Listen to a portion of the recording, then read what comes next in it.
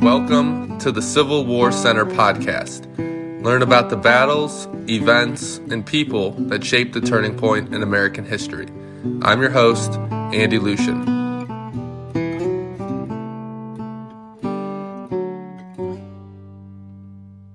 Today we are joined by Park Ranger Nick Sacco. Nick is a ranger at the Ulysses S. Grant National Historic Site in St. Louis, Missouri. Here he gives tours of Grant's St. Louis home, Whitehaven. He also gives virtual presentations, teacher workshops, speaking engagements, and school visits. He has written 4 peer-reviewed journal articles, including I Was Never an Abolitionist, Ulysses S. Grant and Slavery, 1854 to 1863.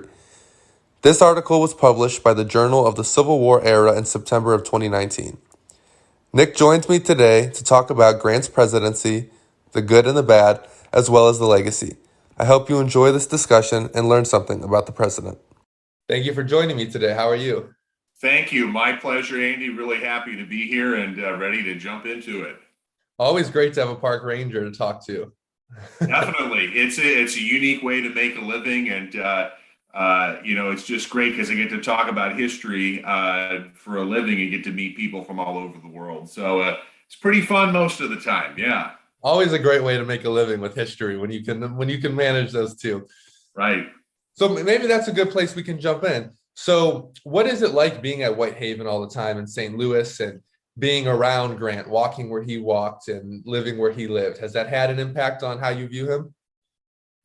I certainly think so. I grew up studying history, and as mentioned, I got a degree in history, both undergrad and master's degrees in history. So I've always had a great appreciation of and a great interest in the past. But it wasn't until I had an internship at Ulysses S. Grant National Historic Site about 12 years ago. I had an internship while I was still an undergrad, and it just sort of, it's one thing to read a book, but it's another to see history with your own 2 eyes. And I think what really made it tangible for me was when they gave me a key. They give you a key to unlock and lock the Whitehaven estate every day.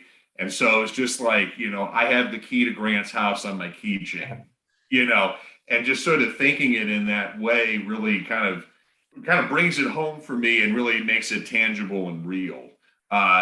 So I think that really, from a very early part of my time with the National Park Service, that really brought it home for me. So I've been full time with the Park Service at Ulysses S. Grant National Historic Site for about 8 years at this point. I've worked at a couple other national park units on a temporary basis as well. And so I think I'm fascinated by the challenges of what many of us call public history. So this idea of talking about history and communicating historical scholarship to people of all different walks of life. In an academic setting, you might get 60 minutes to do a lecture, or you might get a few hundred pages to write a book. But within the space of public history, it's about summarizing complex history in a tweet or a 10-minute introduction, or just these little smaller spaces like a commemorative marker or something to that effect. And so thinking about the ways that people that are not necessarily, they're not necessarily interacting with history on a daily basis. They don't come from a history background. So how do we meet people where they are so to make history relevant and to have people better appreciate the role of history in today's world? These are some of the central challenges that I think about in my job because, think about somebody who might be really into science. They're really knowledgeable about science or what have you, but maybe they don't work in the science world. Maybe they get into science by watching a National Geographic documentary or going to a science museum or going to an aquarium or something like that. And so I want to reach those people that don't necessarily work in the history world but are interested in history. So those are some of the things that I think about. And certainly being at the Whitehaven estate, it's a fascinating place for me because it's not so much about Grant as general and president, although we talk about those things. It's really about Grant the person, the qualities that define Grant as a person and the people around him when he lived in St. Louis, and thinking about the ways those people shaped Grant's life as well. Oh yeah, that's fantastic. And you mentioned Whitehaven. So Whitehaven obviously was a place, as you said, of slavery. And today we're going to be focusing on his presidency. But if we jump back in the story a little bit, we have slavery at Whitehaven, right? Colonel Dent, the Dent family. Do you want to elaborate a little bit on that? You talked about trying to welcome people of different walks, and I'm sure that's a challenge. And it's a little bit of a challenge on Grant's record as well. So Definitely. you mind elaborating on that a little bit? Yeah, sure. So the Whitehaven estate in St. Louis was initially the real beginning of it is that it is the childhood home of Julia Dent Grant, Ulysses S. Grant's wife. So the Dent family owned the property before the Civil War, and Julia's father, Frederick Dent, was the one that sort of accumulated a large amount of property. So the Whitehaven estate, the house itself is about 2,500 square feet. So it's a decent sized house. It's not like the plantation homes you'd see in like, Louisiana or Mississippi, but it was 850 acres of property. So it was a very large property. And the Dent family did enslave upwards of 30 African Americans on the property. And so for Ulysses S. Grant, he meets Julia initially while stationed in St. Louis at Jefferson Barracks, which is a military post about 5 miles from the Whitehaven estate. Now, Jefferson Barracks before the Civil War is one of the largest posts in the country. So, families like the Dent family, they regularly hosted soldiers from Jefferson Barracks and attended balls and dances at Jefferson Barracks. And so Grant kind of finds himself within this circle, this network of people in St. Louis that regularly visit Jefferson Barracks. And it also turns out that Grant had one of his best friends at West Point was Frederick Dent Jr., who was one of Julia's brothers and a cadet at West Point, who also invited Grant to go to Whitehaven. So Grant eventually finds himself at the home. He meets Julia. They fall in love. They will get married in downtown St. Louis, and from 1854 to 59, Grant actually left the Army and he tried his hand at farming at Whitehaven. So for that 5-year period right before the Civil War, he is living with his wife and children and his in-laws, for better or worse, at the Whitehaven estate. So Grant, having grown up and born and raised in Ohio to an anti-slavery family, he's marrying into a slaveholding family. It's not all that different from Abraham Lincoln marrying into the Todd family in Kentucky. Mm-hmm. And so Grant has his own relationship with slavery, and sort of the short version of it is that Grant did enslave a man named William Jones for part of the time that he was at Whitehaven. Now, Grant does end up freeing William Jones in 1859. So that manumission paper that Grant signs, it's the only document we have to really tell us about Grant in his relationship with slavery. However, having said that, there are some letters that Grant writes during his time in St. Louis, and there's different actions that can be analyzed. And other people wrote about Grant's time in St. Louis as well. So kind of based on all of that, my general argument is that while Grant was certainly not a fire eater, he was not one of these fire-eating secessionists that is willing to break up the Union over slavery. That's not necessarily Grant's position, but I would put him in the camp of a Northern Democrat. A Northern Democrat like James Buchanan, who's elected president in 1856, or Senator Stephen Douglas from Illinois, somebody that is concerned about extremism in the South, but also extreme anti-slavery sentiment in the North, somebody who's trying to be moderate politically, and somebody who would rather let the settlers of new territories determine slavery for themselves, whether or not they wanted to be a slave state, mm-hmm. as opposed to legislation from Washington, D.C. So they want sort of this states' rights approach to slavery in new Western territories. Now, of course, that idea is not going to work out. But I think when Grant is in St. Louis, I think to a certain extent, he is trying to emulate his father-in-law's lifestyle by being at the Whitehaven plantation. And he even admits in his memoirs that Grant said initially when he read about Abraham Lincoln in the newspapers, he disagreed with Lincoln. He thought that Lincoln was wrong when he talked about the nation not being able to withstand a half slave and half free conflict between the two sections. Grant thought that compromises could be established on slavery and that a civil war could be averted. So Grant is going to evolve in those thoughts, and I'm sure we'll talk about that within the context of Grant's presidency, but I don't think he was there in the 1850s. I don't think he was somebody who held strong anti-slavery beliefs in the 1850s while in St. Louis. Right.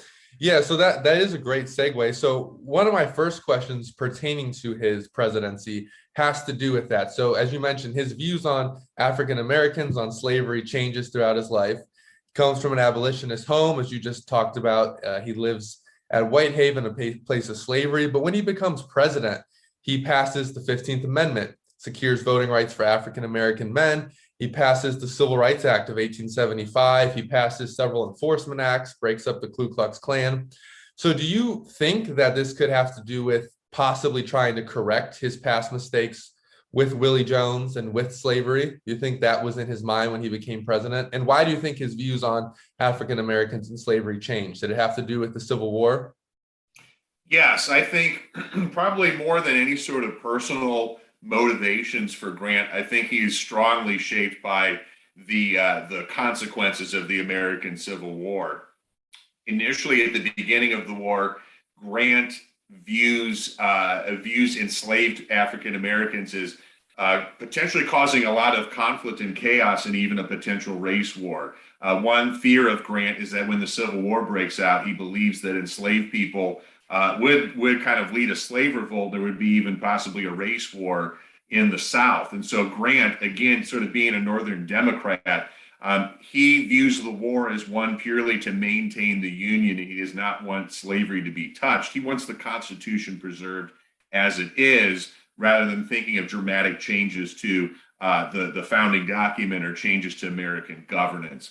However, I think Grant is genuinely moved by the fact that enslaved people from the very beginning are running away to U.S. military lines. They're not only seeking refuge, but they're offering intelligence to the military. Black men in particular they're wanting to serve in the military. And I think as the war continues, Grant really understands that African Americans are really allies in this fight against the Confederacy. Grant, during the war itself, by 1863, he'll go on to say that he believed that Black men would serve very capably as soldiers in the Army, that he was anxious to have them enlisted in the Army. And by the end of the war, 1 out of 7 troops in Grant's forces is African American. And so, and I think a good representation of Grant's evolution is that after President Lincoln issues the Emancipation Proclamation, the Confederate Congress in Richmond, Virginia, issues a resolution. They issue this whole plan that any Black troops or any free Black residents that are caught on the battlefield, they would be sold back into slavery. They would not be considered soldiers deserving of prisoner of war status. They were to be sold back into slavery. And, for example, during the Battle of Gettysburg, General Lee's troops are capturing free Black residents in the Gettysburg area and selling them back into slavery, even if they were born free in Pennsylvania. And Grant halts prisoner of war exchanges in part because of that. He says that if Black troops are not going to be treated the same as white troops, he would end prisoner of war exchanges on those grounds. And so Brooks Simpson, who is, to me, probably the preeminent Grant scholar in the country, he makes this very powerful argument that by 1863, for Grant, it's much less about the color of one's skin and about the color of their uniform. So I think Grant's presidential actions in supporting civil rights for African Americans are strongly connected to his belief that they had earned the rights of citizenship and that they were capable of participating in elections because of their service to the Union during the Civil War. And to a certain extent, there probably are some pragmatic thoughts about this too, because the Republican Party does want support in the South. They don't want to be a purely sectional country. And some of the strongest support for the Republican Party is coming from Black Southerners. So Grant views Black Southerners as the most loyal element of the South during the Reconstruction era. And to get to the South reconstructed and back to the Union, and in trying to create a Union that will be enduring enough not to have a civil war in the future, Black Americans and particularly Black Southerners are central to that vision. So I really think that for Grant, it's what happens during the war and this war that gradually evolves into a war to end slavery that makes a lasting impression on him. And you mentioned Reconstruction there.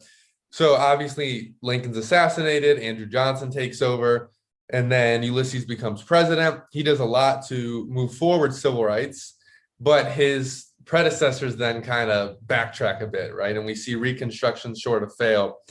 People do talk about electing Grant for a third term, and he kind of toys with the idea. Do you think if he had run for a third term, Reconstruction may have been more effective and we would see a difference in America today?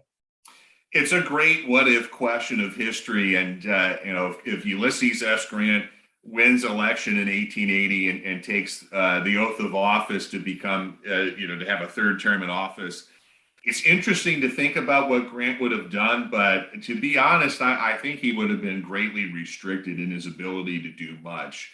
One thing to keep in mind is that the Congress that had taken office in 1881 was very bitterly divided. To a certain extent, it really, we're talking here in 2022, and the Congress that we have in 2022, in terms of its party loyalties, was not that different from the one that took office in 1881. There was an exact equal number of senators. There were 37 Republicans and 37 Democrats in the Senate in 1881. Slight advantage for Grant's party, the Republicans in the House of Representatives. But this is a very fragile coalition. And when you have a very slim majority in Congress, there's not much room for error. And I think many, I should say at least white Americans, were not anxious to go back to a military style rule in the South. That's one of the aspects of Reconstruction during Grant's presidency is that there is a military presence that's trying to ensure that African Americans are protected in their civil rights, and that groups like the Ku Klux Klan are not committing acts of violence. But by 1877, when Grant leaves the White House, the appetite for that sort of intervention in Southern politics has really gone by the wayside. Mm-hmm. I think many white Americans and white Northerners really welcomed this idea of sort of leaving the South to their own devices by the time Grant left office. So Grant does speak a little bit after his presidency, and he talks about this idea of trying to rally around enforcing the 15th Amendment and working to ensure that African Americans were still able to vote at the polls. But I think this bitterly divided Congress would not have really been open to a lot of particularly innovative ideas. I think anything that was just this, too radical in the slightest would have probably been nixed by Congress. So I think Grant would have really had his hand, his at least one hand tied behind his back. Mm-hmm. Having said that, though, it is interesting to think about Grant possibly trying to rally Congress to pass a newer Civil Rights Act during a third term, or a Voting Rights Act, or something to that extent. I would also mention, too, that the Supreme Court would have been against Grant on this count as well. In 1883, so that would have been during this hypothetical third term in office, the Supreme Court actually declared the Civil Rights Act of 1875 unconstitutional. So the Civil Rights Act of 1875, very briefly, it outlawed racial discrimination in public spaces like theaters, transportation, hotels, and it outlawed racial discrimination in segregation in cemeteries and in jury service. This is a very far-reaching piece of legislation, but the Supreme Court in 1883 says, no, you can't do that. The government cannot tell a private business to who they can patronize. If a private business wanted to keep Black patrons from shopping at their store, the federal government had no right to enforce that. So that's an argument you'll see in the 1950s and 60s as well. But so this third term, we're going to see that Supreme Court doing things like this to really weaken the federal government's ability to enforce civil rights. So it would have been a really, really difficult job for Grant, I think. That's a great answer to a hypothetical. I know sometimes hypotheticals are difficult in history, but so Grant has this complicated relation with African Americans, and it's obviously a mark on his record. And another mark on his record comes with his relationship with Native Americans during his presidency. So, how do you view his policies as a president towards Native Americans? Do you feel, as some people do, that he had good intentions as a president that kind of went awry? Or do you think he was intentional in trying to commit, as you said, a cultural genocide? How do you feel his policies towards Native Americans were? Yeah, it's a very complicated subject. And I think I really do believe that Grant sincerely desired change. He says at the beginning of his presidency that previous policies and previous presidential administrations had done indigenous people wrong and that they had been mistreated and had led to wars and murder and death and disease. And so I genuinely believe that he approaches Indian policy and he wants to make genuine reform to the system. I think the real challenge for Grant is that there are just some embedded assumptions within him and really embedded assumptions among many white Americans about the West. I think one of the central goals of Grant's administration is that he's trying to get the economy back up and running again. He wants the United States to prosper and grow, and he wants people going back to work, right? And so central to this goal is westward expansion.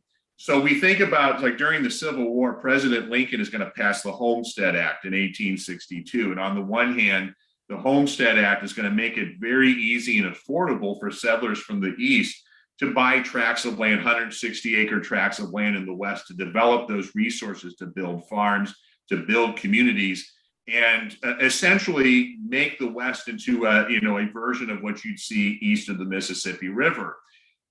But within that Homestead Act, you're also seeing the forced removal of tribes from their lands. You're seeing broken treaties. You're seeing not much of the consideration of the rights and the responsibilities of the government to the various tribes and the agreements that had been made with them in the past.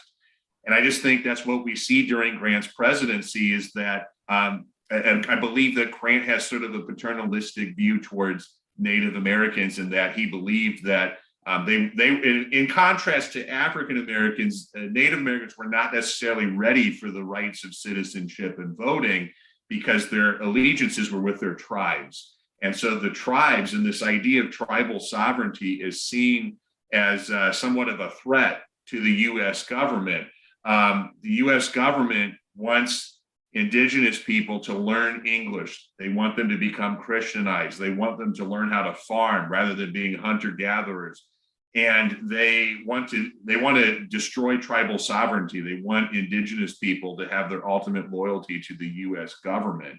So Grant is going to see some of the worst conflicts between the military and the tribes during his presidency, because on the one hand, while some tribes did embrace Grant's policies and these calls for assimilation, there are other tribes that see these policies as a threat to their way of life.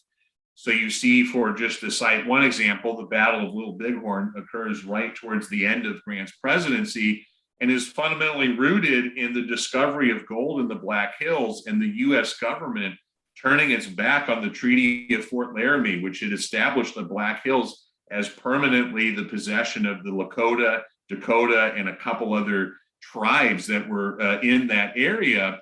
And only within a couple years of the treaty being ratified, the US Army under George Custer discovers gold, and there's a mad dash of settlers, and the US Army eventually gets to a point where they cannot stop the tide of settlers moving into the Black Hills.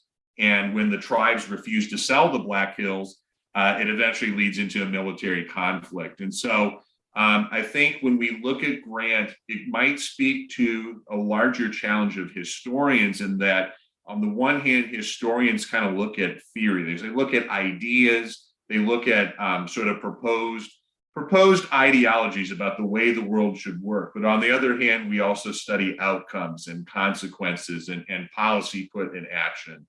And I think you can see where Grant's policies and his philosophies and his ideas were genuine in wanting a better life and a better future for indigenous people, but at the same time, the actual consequences of his policies still privilege westward expansion and still privilege a growing number of white settlers going into Western territories, and at times removing lands that rightfully belong to indigenous tribes. So I don't use the G word lightly, but I think when I use the term cultural genocide, I'm arguing specifically that while I don't think Grant wanted a military genocide, a complete extermination of indigenous peoples, he did firmly believe that they had to assimilate to sort of white American mainstream, Anglo-Saxon Protestant culture in order to survive and to become embedded within the larger American body politic. Do you think that had to do with deeply held beliefs in Grant, or do you think that has to do with the politics at the time? Is he feeling the pressure? He didn't want to be a politician, and he didn't like to play the politics game. Do you think he felt the pressure of that political game, though, once he got nominated and elected? Definitely. I think Grant was always very astute when it comes to politics. One thing you get from when he lives here in St. Louis in the 1850s is that he's reading the newspapers, he's paying attention to what's being discussed current events wise. And there's even a letter Grant writes where he actually goes down to downtown St. Louis to hear political speeches. So Grant is always very in tune with what's happening politically, but at the same time, he was like a lot of us. He had his views on politics, but he didn't necessarily intend or even want to have an elected office or to necessarily be somebody to implement policies. So I think with Grant, during the Civil War itself, in a way, as a general, you do have to be a politician, because ultimately, at the end of the day, if you don't get along with the president in Washington, D.C., you're not going to be in a job for very long. You can look at George McClellan and talk with him about answers for that. So Grant really, in many ways, shows a very astute understanding of Washington, D.C. politics and being able to work with President Lincoln during the war. And understanding that, Grant, he had his role as general, and Lincoln had his role as president, and he was going to do the best with the resources that the president gave him. And so when Grant takes office in 1869, it's true that he never held a political office and never held elected office before. But in terms of actual, maybe small p politics, he'd been exposed to it for a very long time. And I will also say, too, that going back to Brooks Simpson for a second, Brooks Simpson makes a compelling argument that Grant himself, he made a sort of a distinction between statesmen and politicians. Politicians are really looking out for themselves and their party. They're looking for partisan gain. They're looking for their own personal goals. Whereas a statesman is truly committed to trying to look out what's best for the nation as a whole, looking out for the American people as a whole. So Grant, I don't think he had necessarily any grand philosophies necessarily. I think he's reacting to the politics of Reconstruction. I think he's listening to high leaders within the Republican Party. And I think he's trying to be as pragmatic as possible with his politics, because he's trying his best to look like a statesman and not just a base politician only looking out for himself. So it sounds like, I don't want to put words in your mouth, perhaps you feel like Grant might have had some more political experience than people gave him credit for when he came into office. Though he didn't hold an actual government position, he still played the politics game. Totally. Yeah, totally. I think so. And I think just in general, when we think of military leadership that later goes into politics, Clausewitz famously argued that war is politics by another means. And I think there's a lot of relevance in that quote, in the sense that as a general, as a military leader, you really have to find a way to maneuver and manage a large number of soldiers. And so Grant himself, there's going to be more than 1 million soldiers under his command by the end of the Civil War. And so I think those experiences during the war do, to a certain extent, allow him to gain a better understanding of how Washington, D.C. operates, I think, and just being able to work with civilian leadership. It's very, very important. And I think that's why sometimes we've seen generals like Dwight Eisenhower and Zachary Taylor get into the political world because they've had experience leading a large group of people, large organizations before. But then again, it is fair to ask whether or not those generals have always been successful presidents. Right. So that's a great one. Grant becomes president. He has some successful policies. We talked about a few of those, especially when it pertains to African Americans. But he also has a lot of scandals. They're never quite linked to him, but the whiskey ring scandal, there's several things that go on. Do you believe that perhaps not having a political post is actually what led to that? Was he too trusting? Why do you attribute these scandals going on under Grant's administration? Sure. There's two different things that I will highlight. One is that while I do believe that Grant was in some sense, playing politics or a politician during his generalship, I do think Grant struggles to distinguish between the politics of generalship and the politics of Washington, D.C. And what I mean by that is, as a general, Grant's going to make an order and that order is going to be enforced or you're out of the Army, right? It's pretty straightforward. It's very, very much a hierarchy of command, a chain of command. In Washington, D.C., as president, Grant might have his own desires and initiatives that he wants to see forward, but that doesn't mean that it's going to get done. Just because the president has something that he cares about doesn't mean that Congress is going to care about it, right? Or that the Supreme Court is going to find it constitutional. And so I think Grant really struggles to a certain extent. I think he struggles with trying to get the players on his team on the same page, the Republican Party. Even though the Republicans have a strong supermajority in Congress during much of Grant's 8 years in office, Grant is going to really struggle to rally the troops and keep everybody on the same page together because it's not a military hierarchy. The elected leaders in Congress, they don't, even if they're the same party, they don't have to follow Grant all the time. I would also say, too, that Grant himself is very personally honest and scrupulous, working very hard to be somebody who was not seen as getting favors from politicians or doing anything that was not in the best interest of the country.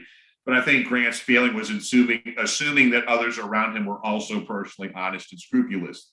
And so I think to go to the whiskey ring scandal, I think that's a useful example. So the short story is that alcohol companies, alcohol distributors around the country had to pay a tax on the alcohol they distribute.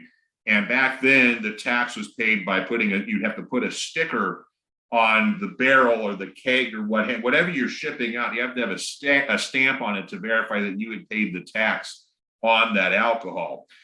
So the scandal actually starts right out of here in St. Louis, where military leadership and political leaders are going to get in this thing where they're basically getting government kickbacks. They're getting kickbacks from the alcohol companies to not pay those taxes, but they're still going to be putting those stickers on and paying off leaders to not have to pay those taxes. And so Orville Babcock had been on Grant's staff during the Civil War, and Grant appoints him to be his personal secretary, what we would call a chief of staff today.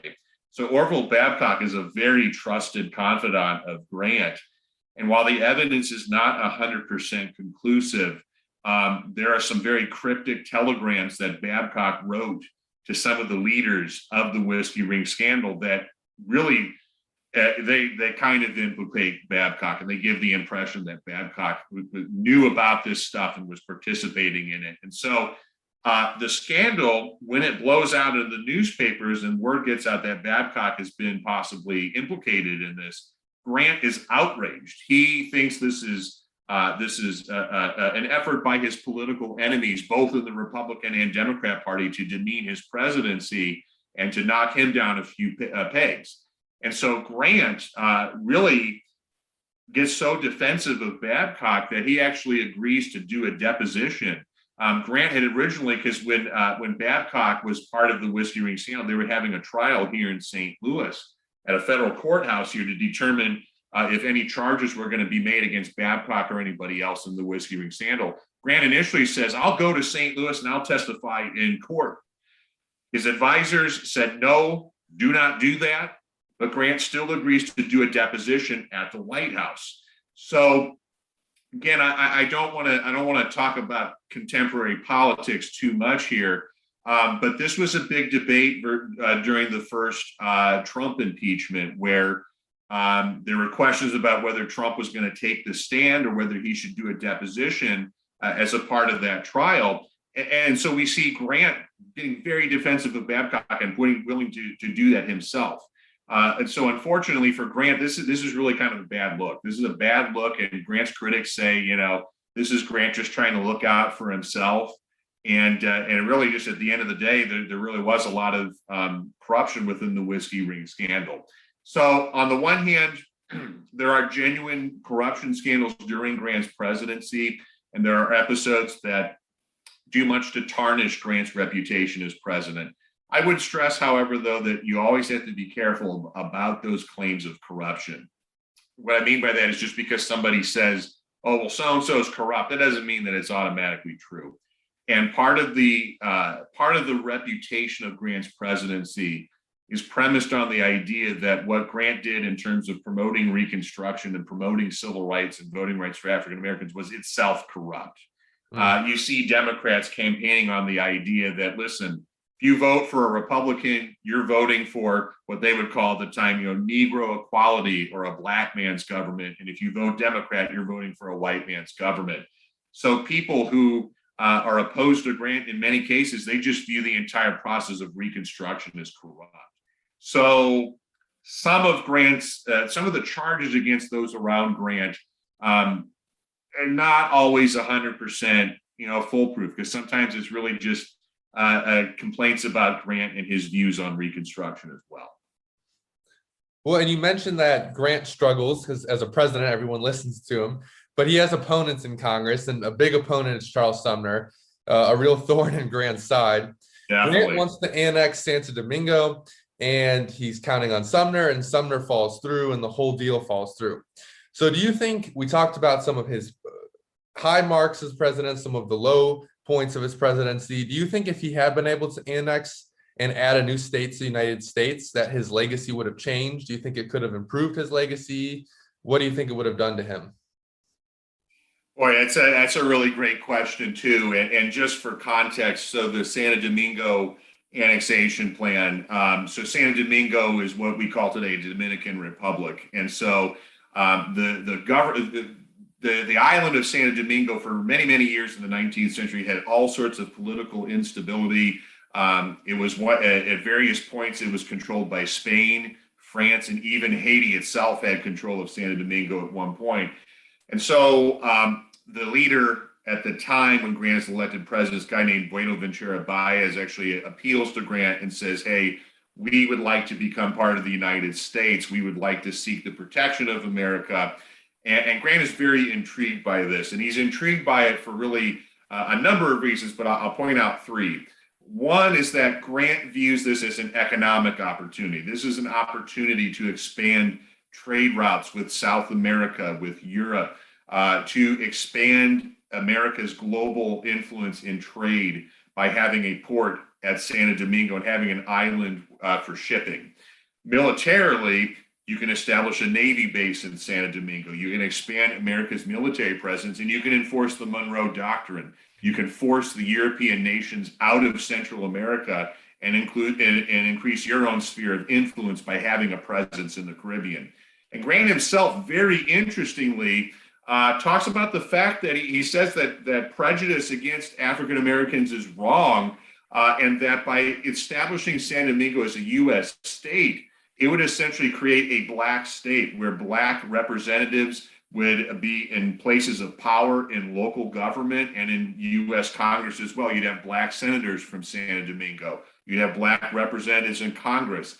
And so black Southerners that are sort of under the yoke of oppression in the South and the sharecropping system, in Grant's mind, an opportunity to move to Santo Domingo might offer a better future for African Americans if they were to immigrate to Santo Domingo.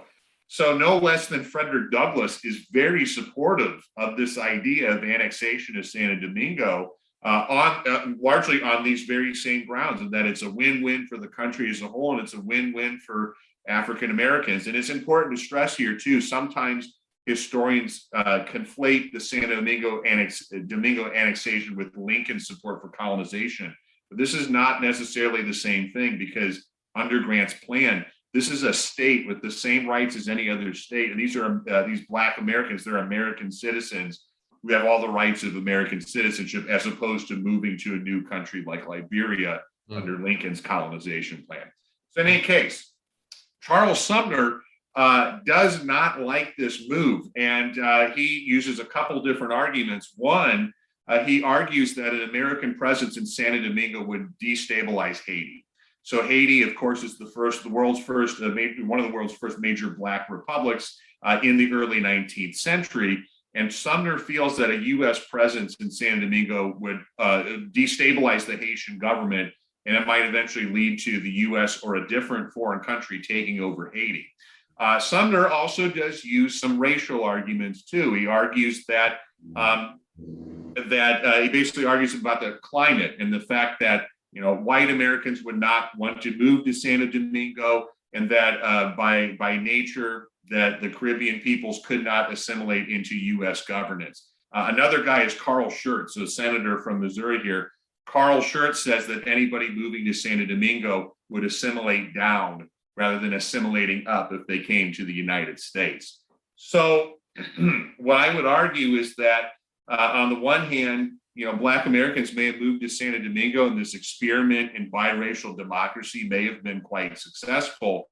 But on the other hand, once again, kind of similar to Grant's Native American policies, there's not a lot of consideration for what actual people in Santo Domingo thought about all of this. And there's a lot of open questions about whether, immigrants from the United States, whether Black or white, would have been able to coexist. What would that have looked like with the native Dominicans that are living in Santo Domingo? And I think that probably would have been a lot more difficult than a lot of people would have anticipated.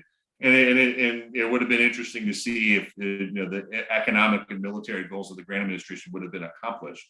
So, and I would also say too that in the long run, this ends up being very bad for Grant because it splits the Republican Party. Grant, as I mentioned earlier, is a supermajority in Congress, but the supermajority is going to be badly divided over Santo Domingo. When it was heard by the Senate, it did not. You have to have 2/3 majority to pass a treaty in the Senate, and it was a 50-50 split on Santo Domingo annexation. And Grant is so outraged by this that he uses the patronage system to basically purge the government of anybody who supported a candidate that was against the Santo Domingo annexation. So Charles Sumner, using him as an example, Grant is going to fire the minister to Great Britain, who is very close to Sumner, on the grounds that Sumner opposed the San Domingo annexation. So Grant's going to use his patronage powers to basically try to purge the Republican Party of anybody close to Sumner. Yeah, well, he was not a fan of Sumner, so I don't totally blame him there. But so that's kind of one aspect of Grant's foreign policy. And another aspect is the Alabama claim, something that's kind of often overlooked in Grant's presidency. So do you feel that this should have received more attention? Perhaps Grant was a better statesman than he was given credit for. I think the Alabama claims are really probably, I think they say a lot about Hamilton Fish, Grant's Secretary of State. Hamilton Fish is the only cabinet member who stays for the entire duration of Grant's 8 years in office. And when we talk about influential Republicans who had Grant's ear, I think Hamilton Fish is one of those people. Now, Fish had been governor of New York before the Civil War, so he'd been a very well-respected figure in New York and in Republican politics. And so it just kind of set the context a little bit. The long story short, Great Britain proclaimed neutrality in the American Civil War and claimed that they did not support either side in the war.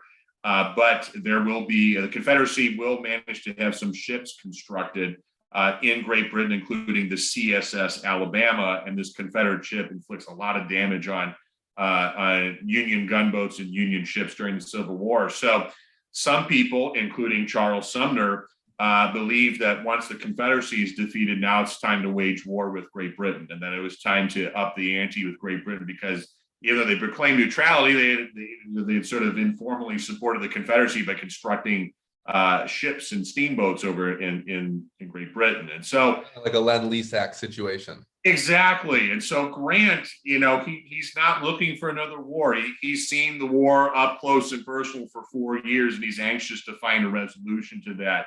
And I think that one of the particularly innovative aspects of these debates is the fact that that there was arbitration that was heard in Geneva, Switzerland. Grant will send out representatives to Geneva to represent the government. So this real idea of arbitration and mediation, and this idea that the government's going to use diplomacy to try to resolve these issues with Great Britain, and it ends up working out where Great Britain pays several $1 million. I believe it was $15 million to the United States government for damages inflicted on boats during the Civil War. But I think a lot of this has to do with the handiwork of Hamilton Fish and his ability to work with people across the aisle and to negotiate a resolution that was a win for the United States without resorting to war. So Grant has this reputation traditionally as a poor president, and we just touched on a lot of the major aspects of his presidency, the Civil Rights Act, Alabama claims, some of these different major events. So how do you feel Grant should be remembered as a president? Do you think he's been given an unjust treatment traditionally, or do you feel that perhaps this assumption and view that he was a poor president is fair? Well, it's a very complicated question, but I think Grant, I think ultimately at the end of the day, in that moment, I think he was probably the best person for the job.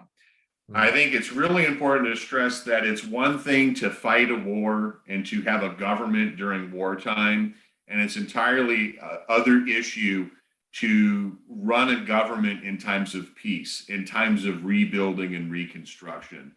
And I think for Grant, many of the challenges he faced as president were simply unprecedented. There was no blueprint. There was no easy answer in the U.S. Constitution. The Grant administration is the first administration that is tasked with collectively enforcing the 13th, 14th, and 15th Amendments, completely remaking the federal government into a government that is tasked with enforcing the civil rights of all Americans. And so Grant is trying to promote civil rights. He's trying to promote peace between the sections, and he's trying to get the economy up and running again so that the country can get back to producing prosperity for all, regardless of background. And it's very hard for me to look at the leadership at that time and to conclude that anybody else would have been better candidate in 1868. It's very hard. So on the one hand, I can wholeheartedly acknowledge that Grant, to a certain extent, did not know what he was going to be getting into with Washington, D.C. politics, and that he was very naive in trusting people like Orville Babcock in positions of power within the government. And so I think there are certainly criticisms to be made. And of course, with something like Grant's Indian policy, it's very tragic what happened and continues a long line of injustices towards indigenous people in this country that continue to remain unresolved today.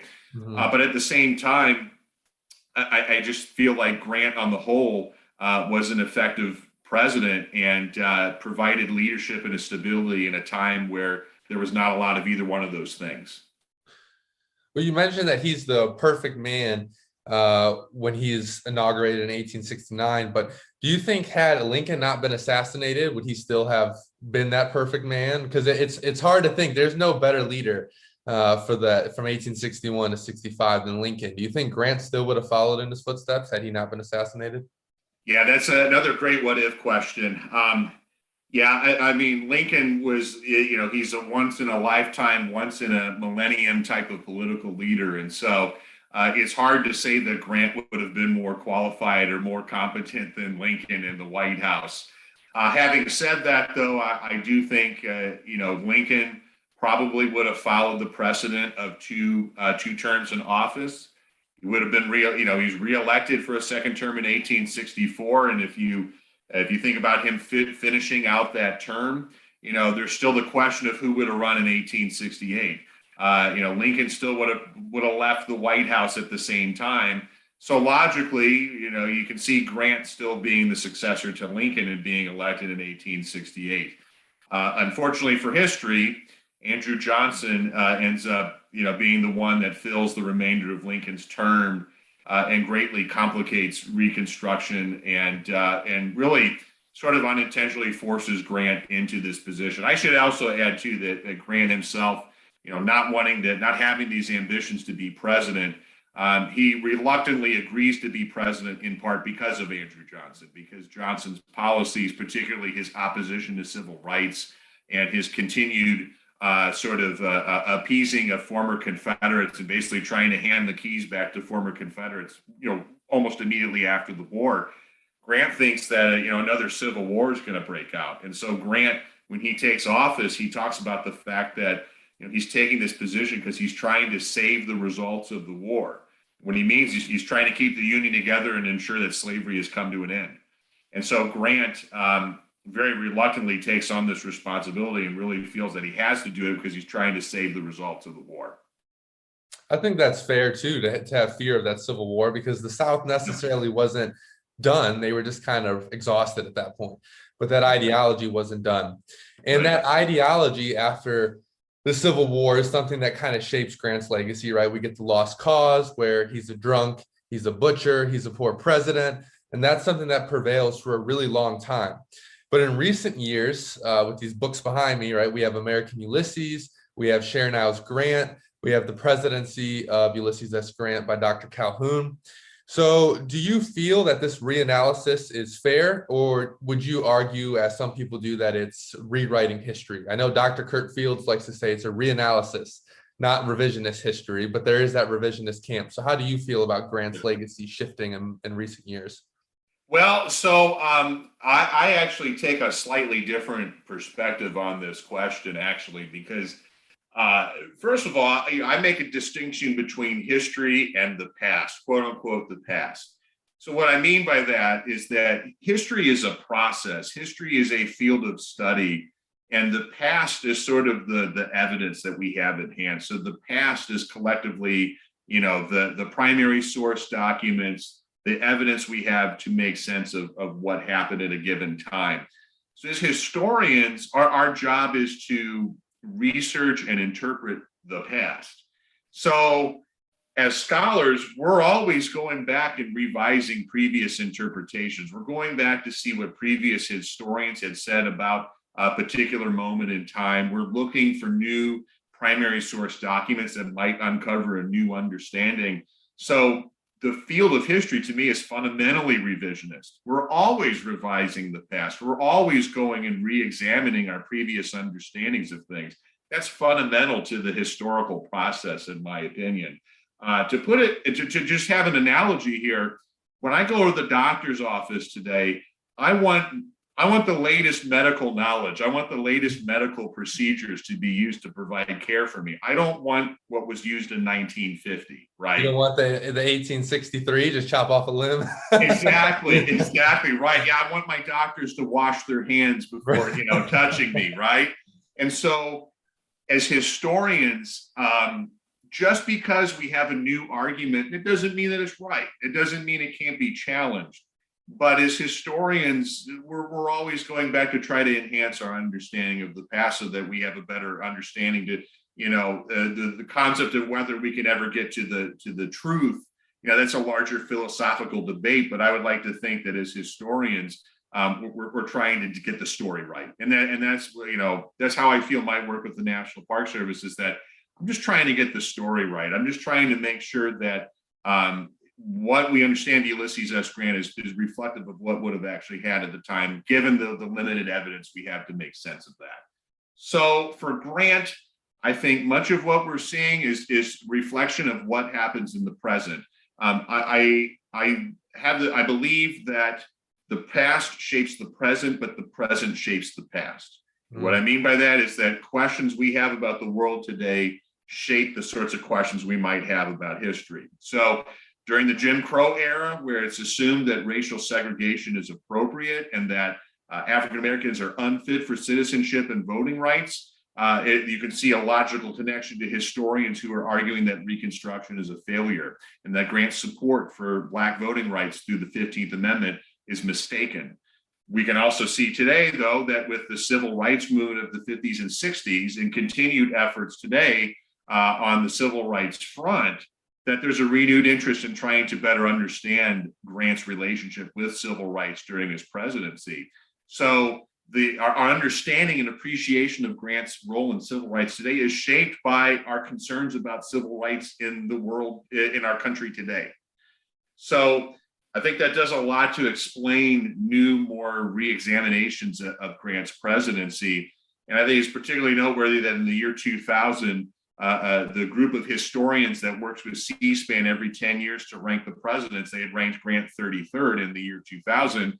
And in 2020, Grant moved up to 23rd. So he moved up 10 spots in the rankings and he didn't even do anything new, right? It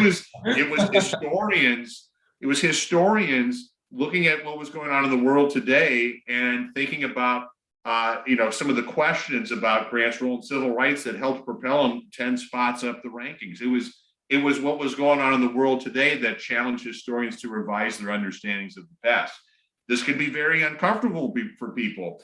I learned this in school. This is my understanding. And the idea of historians coming in and challenging previous understandings, it could be very jarring sometimes. But I think that Grant's presidency has rightly been reanalyzed to look at, the full thing, not just the story of corruption. And, and I think as historians, we rewrite history all the time. Yeah, well, and I mentioned Dr. Charles Calhoun, the presidency of Ulysses S. Grant. And Dr. Fields mentioned when we spoke that this book is sort of a continuation of his memoirs. This is kind of that part 3 that unfortunately Ulysses never got to write. Right. Have you read the book? And if so, what are your opinions on it? Would you agree that it's sort of a continuation of his memoirs? Yeah, I think very highly of Charles Calhoun. I actually met him when the book came out and I got to have a lot of great conversations with him. And I got a signed copy of the book on my shelf here. So I think by far, Charles Calhoun's book is the most comprehensive and detailed analysis of Grant's presidency. And I mean, it really gets into the weeds of everything we've talked about here: Santo Domingo, the Alabama claims, Indian policy, 15th Amendment. I mean, Calhoun does a masterful job of getting into the fine details of all of that. I don't know if I would necessarily consider it a continuation of the memoirs, because with Grant's memoirs, it's his perspective on the Civil War. It's his perspective on what happened in his lifetime. And Calhoun is very concerned with not only highlighting Grant, but the entire administration, trying to understand. It's really in many ways a biography of the Grant administration. So looking at Hamilton Fish, looking at William Belknap, the Secretary of War, looking at Columbus Delano, one of Grant's interior secretaries. And so I think in that sense, it is an academic work that is looking to be more of a biography of an administration rather than Ulysses S. Grant's personal views on his presidency. Having said that, I think, as I've tried to argue here, Grant's presidency is an embattled presidency. It's one of the most important insights of Calhoun is that, from the very beginning, this was a very politically difficult time. And whatever Grant was going to do, there's going to be a large people opposed to what he wanted to do. And so I think Calhoun's book is super, super insightful because it's really a look at the entire administration as a whole, for sure. I'll also throw out, too, that a book that's a little bit shorter, but it's a useful introduction, is Frank Scaturo's President Grant Reconsidered. Frank Scaturo is a lawyer. He was a longtime volunteer at Grant's tomb in New York City. And in 1999, his book, President Grant Reconsidered, was really one of the first revisionist studies of Grant's presidency that really challenged a lot of those older assumptions about Grant's presidency. So Scaturo's book is only about 150 pages. So I would probably recommend starting with Scaturo, but then getting into Calhoun if you really want to get into the weeds. Yeah, thank you for that recommendation. So we've kind of done this broad, we kind of compacted this overview of Grant's presidency, right? This is something that could go on and on.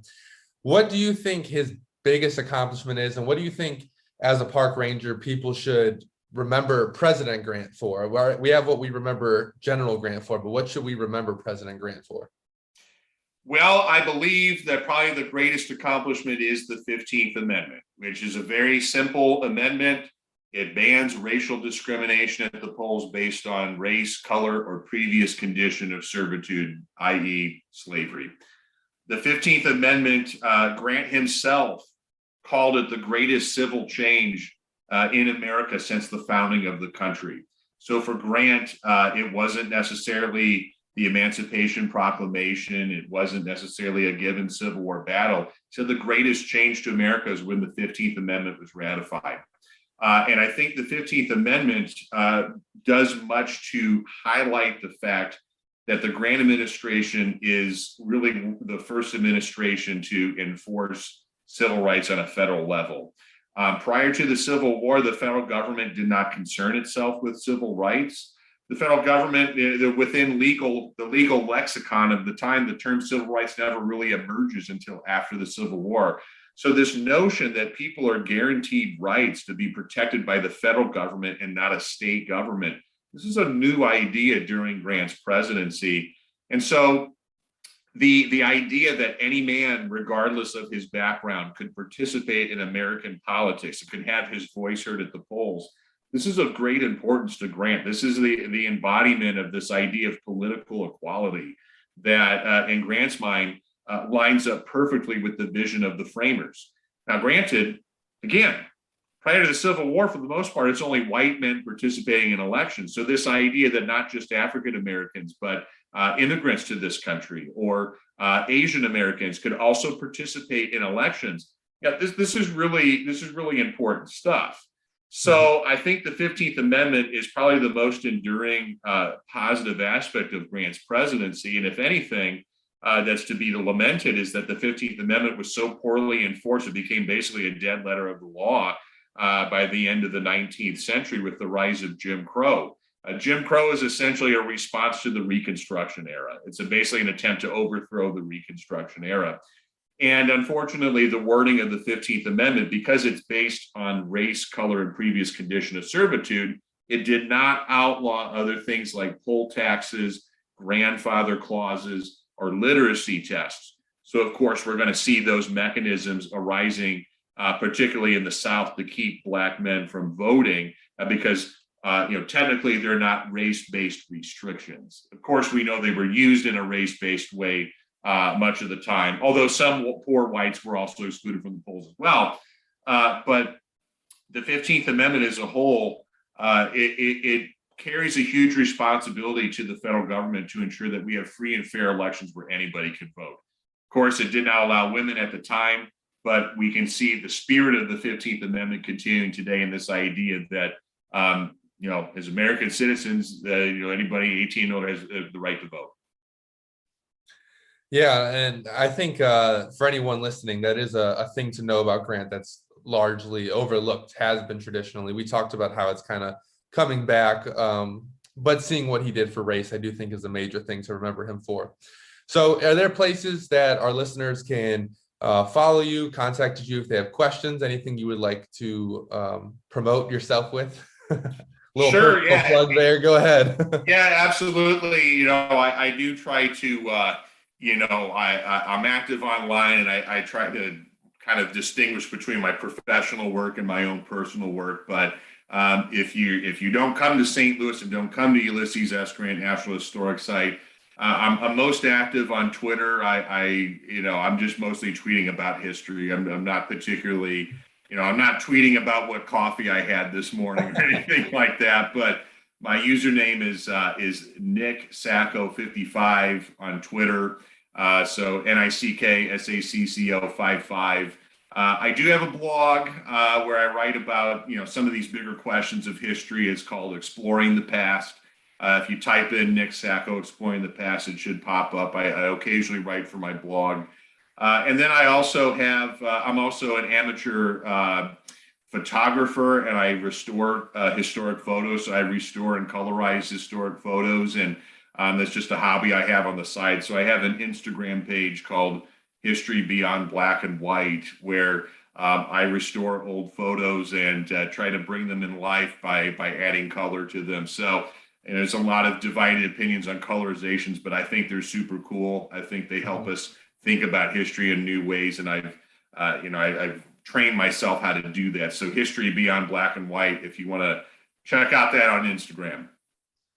Very cool. That's a whole nother thing we could dive into. Yes. I agree. I think that really does bring it to life. I got a nice Ulysses Grant poster in my classroom that's a colorized one. So Yes. I agree with that. So is there anything else you would like to share on Grant and his presidency? Anything else you'd like to leave us with? Boy, it's a relevant presidency. It's fascinating, but when we think about the relevance of different presidents to our own lives today, I think whether or not you view Ulysses S. Grant as a failure or as a success as president, a lot of the issues he was concerned about in his day, we are concerned about in our world today. So, just the Grant, it's not just the generalship; it's his relevance as president as well.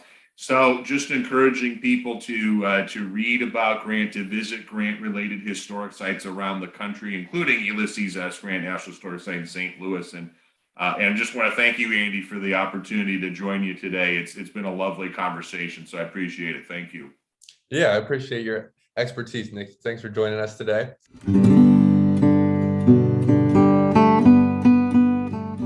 I hope you enjoyed this episode of the Civil War Center podcast. Next week, we will be joined by Robert E. Lee himself.